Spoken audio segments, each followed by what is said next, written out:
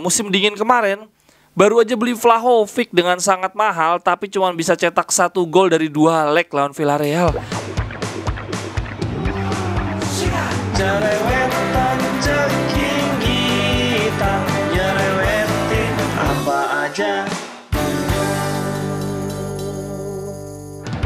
Teman-teman, yang sedang kalian saksikan saat ini adalah Cerewetin Serie A. Video yang gua buat untuk ngebahas klub-klub Serie A baik di kompetisi domestik maupun di kompetisi Eropa. Khususnya hari ini gue memang nggak ingin ngebahas Inter ya. Kenapa gue pengen ngebahas Serie A? Karena agak memprihatinkan juga nih. Juventus kalah 0-3 dari Villarreal. Villarreal ada di peringkat berapa sih teman-teman di Liga Spanyol? Coba bayangin aja ya. Kemarin kekalahan Juventus, tersingkirnya Juventus dari kompetisi Liga Champion, yang disalahin adalah kualitas Serie A.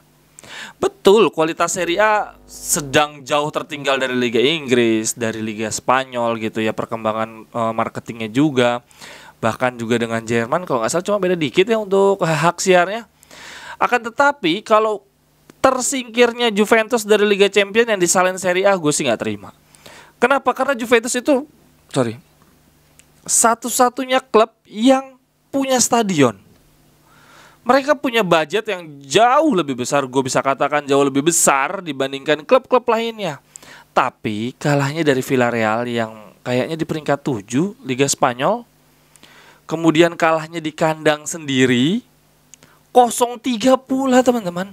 Mereka di musim dingin kemarin baru aja beli Vlahovic dengan sangat mahal, tapi cuma bisa cetak 1 gol dari 2 leg lawan Villarreal. Sama aja kayak Lautaro Martinez yang katanya lagi jelek itu, yang harganya nggak semahal Vlahovic. Juga cuma bisa, si Lautaro kan juga cuma bisa cetak 1 gol dari 2 leg lawan Liverpool, tapi bukan lawan Villarreal. Lalu Juventus kan punya back terbaik di dunia tuh, De Ligt, yang katanya lebih hebat dibandingkan Bastoni. Tapi kemarin jungkir balik sampai handsball. Untung Bastoni yang nggak sehebat De Ligt. Lawan Mane, lawan Salah nggak sampai jungkir balik kayak gitu. Makanya agak aneh dengan kualitas yang katanya penyerang terbaik, back terbaik, tapi dengan budget lebih tinggi, punya stadion sendiri, tapi ketika tersingkir yang disalahin malah Serie A. Coba lihat aja di Liga Champion. Waktu sebelum kedatangan Ronaldo tahun 2015 tuh Juve kalahnya dari Barca. Kemudian 2016 dari Munchen, kemudian 2017 dan 2018 kalah dari Madrid. Tapi setelah kedatangan Ronaldo sampai dengan sekarang, ketika Ronaldo udah pergi lagi, 2019 tersingkir dari Ajax, kemudian Lyon, kemudian Porto, sekarang Villarreal, dan makin ambruk aja ini. Bahkan ada lelucon yang bilang bahwa beberapa musim ke depan si Juventus akan kalahnya akan makin ngaco-ngaco tuh, lucu banget itu yang bikin lelucon, ntar gue tampilin. Jadi Juventus trennya malah menurun dengan budget tinggi, beli penyerang terbaik, back terbaik. Tapi kenapa mereka cuma bisa ini doang, cuma bisa menguasainya Serie A, tapi nggak bisa menguasai Liga Champion? Ntar kalau gue bilang gara-gara bersahabat dengan wasit, gue dibilang nggak objektif, apa-apanya lain wasit. Men, kemarin Ranocchia ada insiden sama Belotti yang memang kita semua nganggepnya itu harusnya foul. Dibahasnya 3 hari 3 malam sama pendukung Juventus. Tuh kan, wasitnya bukan cuma bela Juventus, emang kualitas Serie A jelek. Itu lihat, Inter aja diuntungin. Berarti Inter udah gak valid tuh buat ngejek-ngejek Juventus. Lo juga diuntungin. Ya kali bro, 7 dari 10 kesalahan wasit itu nguntungannya Juve. Ini ada 7 foul tuh semuanya Juve. Giliran ada 3 foul menguntungkan Inter, menguntungkan Roma, menguntungkan Napoli. Dibilangnya wasit Serie A jeleknya nggak gitu kali. Lu giliran lu yang 7 kali diuntungkan, diem-diem aja. Ada 1 foul yang menguntungkan tim lain, berkuarnya 3 hari 3 malam. Cuma maksud gue adalah mungkin akan lebih bijak kalau direktur sportnya Juventus daripada investasi untuk beli pemain yang toh nyatanya juga nggak bisa bermanfaat banget di Liga Champions, ya mendingan pakai cara-cara Serie A lah. Bersahabat dengan Orsato, carilah Orsato yang lain di Liga Champions gitu ya. Soalnya ya buat apa lu udah beli Ronaldo, udah beli Dani Alves, pernah beli Evra, semua pemain yang lu bilang sampai balikin Buffon. Sekarang ada Vlahovic, ada Dybala, semua maksudnya ya lu udah invest dengan berbagai macam cara untuk pemain terbaik, tapi toh di Liga Champions gitu-gitu aja. Mungkin harusnya menggunakan pendekatan yang sama seperti dengan pendekatan Serie A. Oke, itu pendapat gue tentang Juventus. Serie A sedang ancur-ancuran. Sekarang yang lolos tinggal Atalanta dan Roma. Atalanta baru aja ketika gue buat video ini resmi ngelawan siapa? Atalanta paling nggak gue catat lagi. Atalanta itu ngelawan Leipzig ya cara bacanya. Semoga menang lah. Ini quarter final, berarti kalau menang dia akan ke semifinal. Kemudian AS Roma yang menarik masuk ke 8 besar Conference Club. Ada Roma, ada Slavia Praha, ada PSV Eindhoven, Feyenoord. Itu sih klub-klub yang gue kenal. Gue nggak tahu nih teman-teman ada yang hafal nggak. Tapi kocaknya si Mourinho ketika di konferensi diwawancarai di TV, dia bilang bahwa tentu saja sangat terlihat jelas gue nggak senang ketika pemain gue banyak yang tampil di malam hari ini. Yang mana di saat bersamaan pemain-pemain Lazio sedang asik di di rumah bersantai sambil ngerokok dengan sari gitu. Jadi emang si Mourinho geblek banget sih. Si Mourinho gue anggap memang dia sebetulnya penghibur banget, dan menurut gue belum habis-habis banget lah nih. Si Mourinho pasti dia udah pikir bahwa tetap butuh 1 gelar di setiap musimnya. Jadinya dia waktu terakhir di Tottenham kan sebetulnya masih peluang tuh, cuman ketika final akhirnya dipecat. Kalau gue sih dukung Atalanta dan Roma supaya bisa juara di kancah Eropa. Kembali lagi kalau di kasihan Juventus sih, poinnya lagi dinamikanya juga lagi ambruk banget, padahal sebelumnya baru menang berturut-turut, tapi gara-gara kekalahan ini Allegri lagi dibanding-bandingkan sama si Pirlo. Pirlo tuh kemarin itu juara Supercoppa nggak ya si Pirlo? Yang jelas dia kayaknya juara Coppa Italia, 4 besar Serie A. Oh iya kan waktu zamannya sama Juventus ya, sama Inter Conte ya.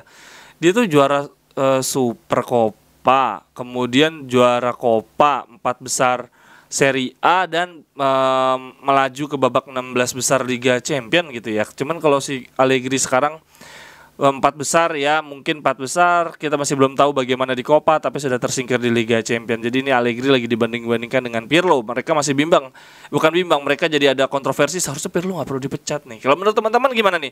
Kenapa Serie A parah banget? Kita tinggal Atalanta.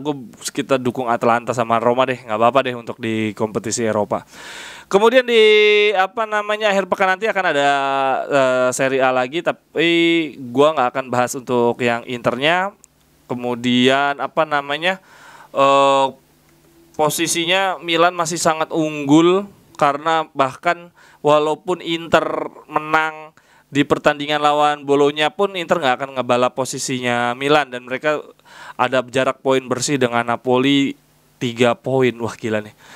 Si Milan cukup mendapatkan poin yang sama dengan Napoli dan Inter, mereka akan poin yang sama, artinya kalau Inter menang mereka menang, Inter seri mereka seri gitu. Kalau Milan kalah, Inter juga kalah, akan otomatis Scudetto. Milan saat ini posisinya tidak bergantung dengan hasil dari klub lain, mereka bergantung dari hasil mereka sendiri. Waduh, ini Inter emang membuang kesempatan banget. Untuk teman-teman gimana pendapatnya tentang Serie A? Apakah memang belum layak untuk gila di Liga Champions? Klub terakhir yang bisa lolos ke babak 8 besar Liga Champions itu cuman Atalanta 3 tahun yang lalu. Juventus sudah lama, Inter apalagi, Inter baru sekali ini lolos 16 besar, parah banget deh. Oh ya, ini ada data menarik. Top skornya saat ini Ciro Immobile 21 gol dari 24 penampilan, penaltinya 6 kali. Kemudian ada Vlahovic 20 gol dari 27 penampilan, penaltinya 5 kali.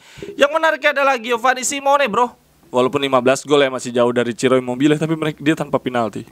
Lautaro Martinez masih ada 3 penalti. Berardi Dzeko tuh, berarti duet paling subur ini justru ada di ini ya.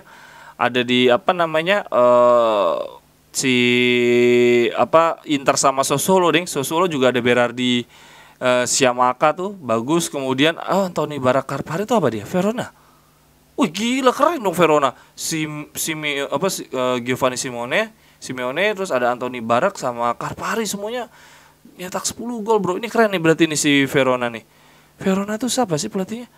Kemudian untuk asisnya Berardi ada di puncak klasemen. puncak klasemen di daftar peringkat paling atas pemain yang paling banyak mencetak assist. Kemudian ada Nicolo Barella dan Hakan Çalhanoğlu dan Antonio Candreva. Gile, Candreva lebih banyak dibandingkan Milinkovic Savic. Kemudian untuk pemain yang paling banyak membuat passing ini ya, passing akurat, yaitu Antonio Candreva 62. Kemudian ada Berardi, ada Hakan Çalhanoğlu. Hebat juga ya. Kemudian untuk yang pemain pelarinya nih yang suka lari maratonnya nih, ternyata Brozovic bukan di atas, ada Torsby. Dulu siapa namanya Barella waktu zaman di Cagliari pada di urutan atas nih. Sekarang enggak nih, ada di peringkat 11. Bahkan cuma beda sama Candreva, cuma beda satu peringkat sama Candreva. Luar biasa banget si Candreva nih. Kayak menemukan jati dirinya lagi dia di Sampdoria. Oke deh teman-teman, terima kasih banyak yang sering komen. Terima kasih banyak untuk yang bukan Interisti tetap nonton, kadang suka sebel mungkin, mohon maaf, tapi ya itulah.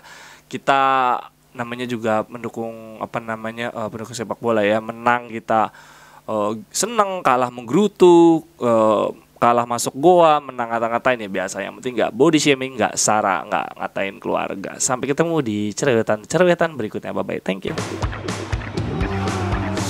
Cerewetan ceking kita, nyerewetin apa aja.